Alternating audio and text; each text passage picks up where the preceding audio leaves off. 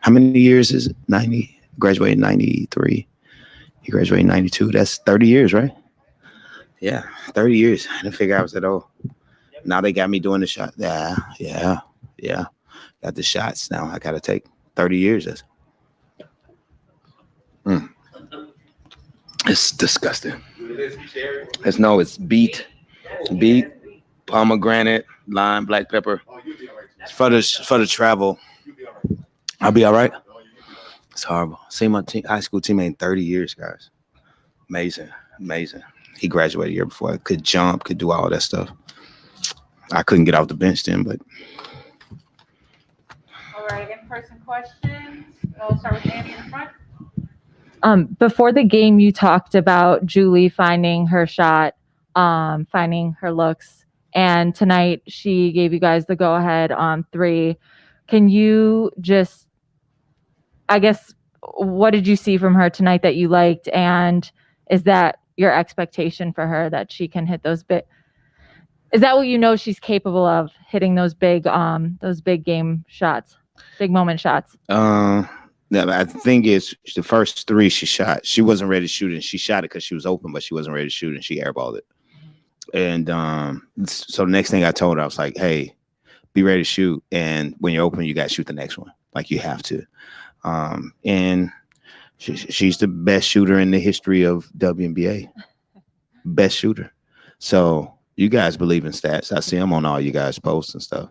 So if she's the best shooter in the history of the WNBA, she got to shoot them. And that's what I told her. Like, you have to shoot the ball. So still the best shooter. Not the best free throw shooter, but we'll work on that. You guys talk a lot about on any given night, it could be any player's game. And tonight she, again, showed up big. So do you guys win this game without her? Do we have Sloot if we win? Since we're doing hypotheticals, do we have Sloot? No.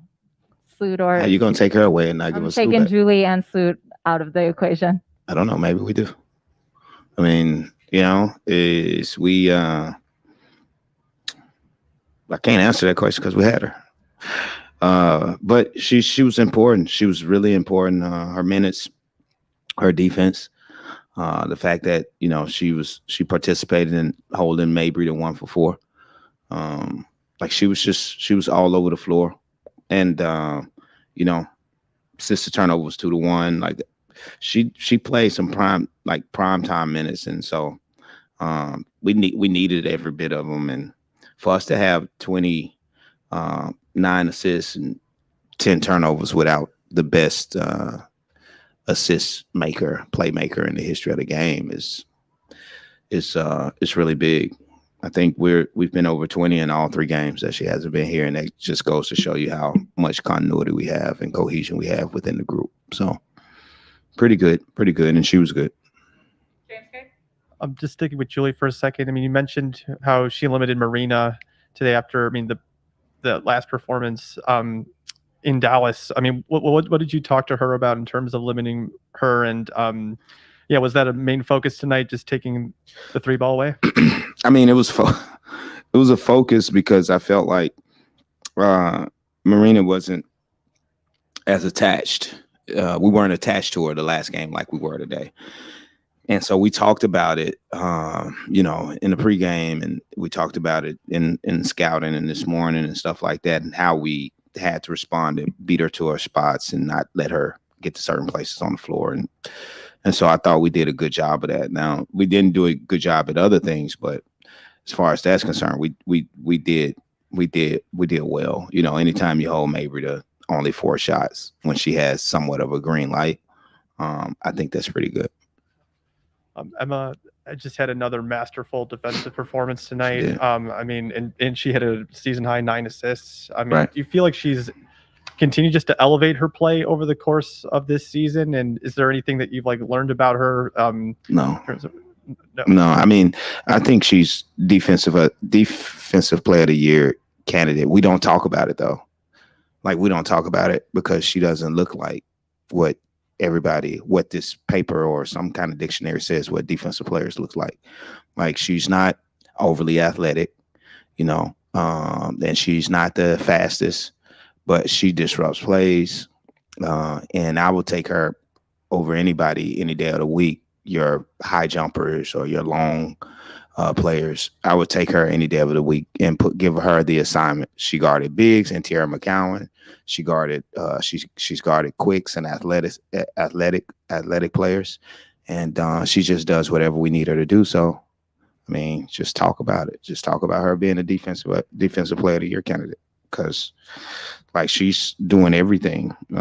3 blocks and 2 steals in 26 minutes, a bunch of deflections. Yeah, she's been doing it all year. We talked about it early, but nobody's been talking about it lately. And but we don't get talked about none of the awards, so but it's okay. It's okay. None of our players does, but it's okay. We'll just keep on chopping wood. Keep on chopping wood. Brian T. Hey, Coach, how did you feel about the pace of the game today? Thought the pace was I thought the pace was good. I just didn't like our transition defense. I thought we gave them a little bit too much in transition, and they were able to get runouts. And I thought that helped them get points in the paint. I think our transition to defense has to be a little bit more in tune. But when you win games and you got a lot of stuff to work on, it helps. We'll go to Cheryl in the back. Cheryl, hey. James, were you expecting such a physical fourth quarter tonight? Yeah. I mean, I don't know. I mean, I wasn't expecting that. I thought it was a physical game, period. Like even, and I thought we did a good job of not fouling, but like, wow, it's some players, they make themselves very hard to call because they're like soccer players, and they play for like embellishment, and they play for it. So it's hard to call against because it makes you see stuff that's not there. And like the last game, I think Enrique went to the basket and grabbed Rebecca's arm, but if you're looking at it fast, it looks like Rebecca fouled her. And so, but they're so talented. These players today are so talented. So I don't blame anybody for seeing what they see. But when you go back, and I'm like, okay, so now we have a reputation and for those players that do that, but it still looks like fouls. And then when they're being physical, it's a tough game to call, and I know it is. And so sometimes I just don't expect it to be that physical. So how we're going to get better at negating that, we have to move the ball even more. Because if we have advantage on one side and you want to take it, sometimes it's better not to take it. Get it to the other side, and it's going to be an even bigger advantage. And that's when you start to see us get our foul calls. So, I mean, we're just going to keep on sticking with it. But, I mean, we just try. But I understand it's hard. So, sometimes the games is like too physical for my liking. But, like, it's just the way it is. It's just the way it is. With an early flight tomorrow, what if you told your players how to handle this travel? It's a very unusual travel.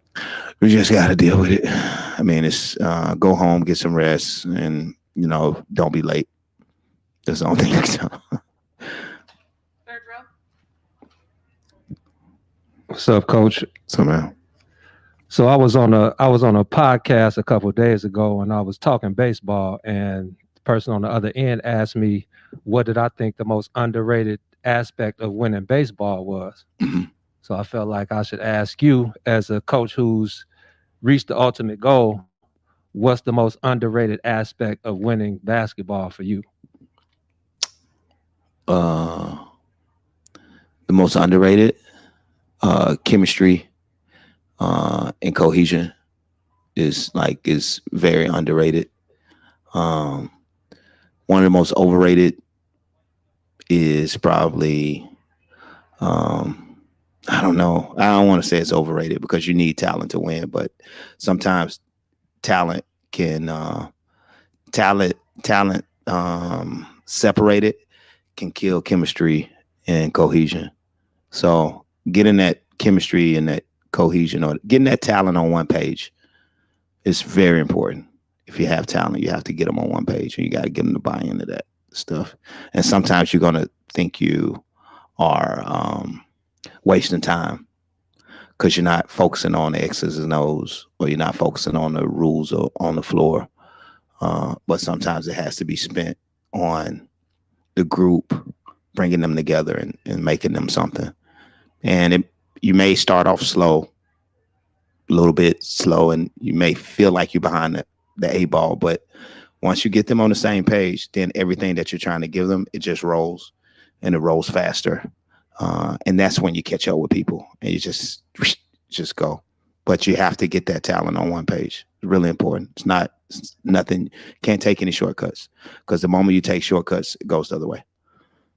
Last person will go to Zachary in front. Hey, Coach. So Just wanted to ask you about Candace's performance. I mean, there was a Yeah. looked as though if it was a brief scare at the end of the second quarter when she fell due to that collision. Yeah. She garnered another double-double today. So I'm wondering if you could speak to her performance, and then also if there was anything said to her, if she said anything with regard to her back after that collision. No, she's fine. But yeah, it was a physical game, man. Physical game, and she was a little frustrated too, because she felt it was a little too physical. But she's fine, and she leads us in great ways, man. And I just appreciate coaching her and everything she's brought to our group, and how she helps lead, and how she dictates action on both ends of the floor is really helpful. So the numbers tell a story that's really big, 14 and 10 and 3 assists and 3 steals and 1 block shot. But some things that the numbers can't say. And her presence on the floor just gives us so much, especially when you have one of the pillars of your team that's not there. And you didn't see anybody, and Candace could have fell victim to it, or nobody tried to do too much. Like, nobody said, "Hey, Sloop's not here, I'm gonna take on responsibility." They said, "Hey, look, we're gonna do our stuff, and we're gonna lift everybody up with us." And so, and that allows space for like Julie to grow, Dana to grow, Z. It allows us space to grow when you have leaders like Candace that empowers, her teammates, and helps them get to the next spot, or get to the next play. All right. Thanks, Coach. Guys. We'll have Anna Meesman and Candace Parker up next.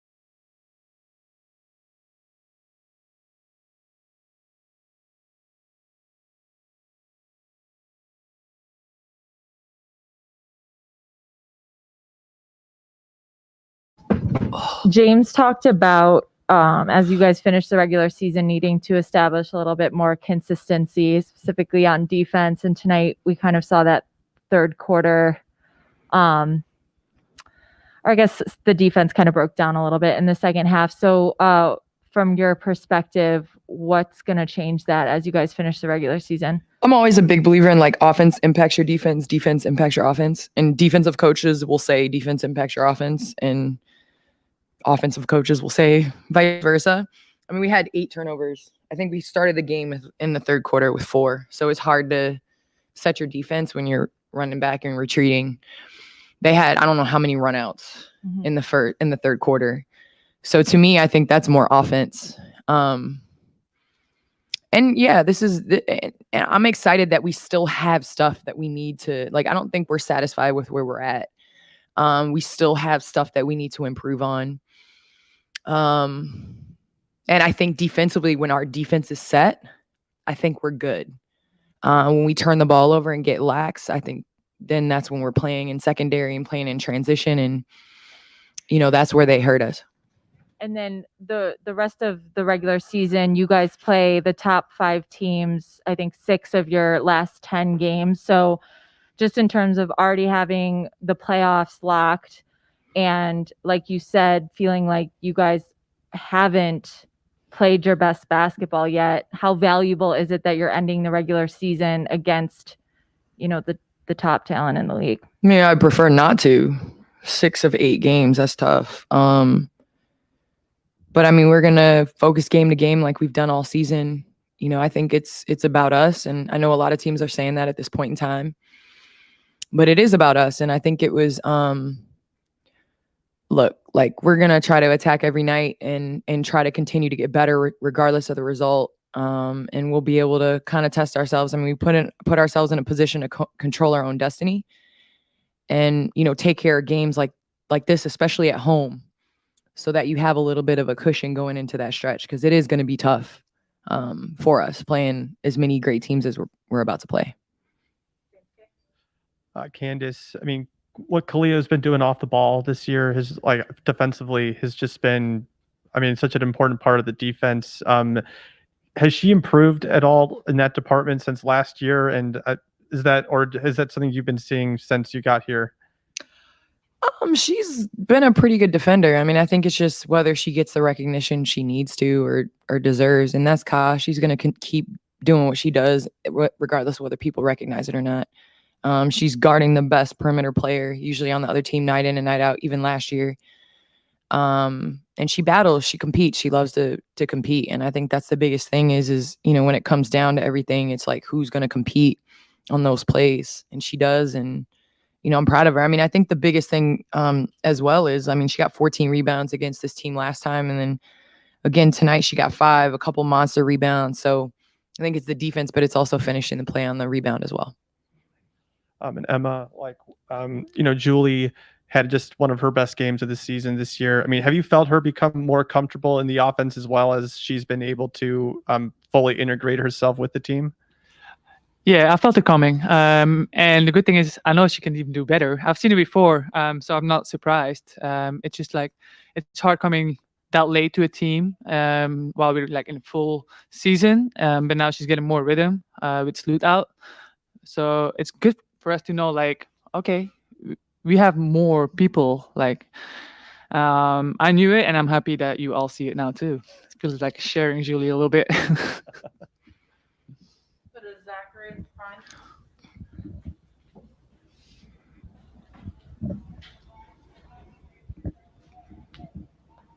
So, Candace, congratulations, by the way, on making 5th on the all-time rebounding list. I'm just wondering how you feel about that, and I guess you're just finding out about it.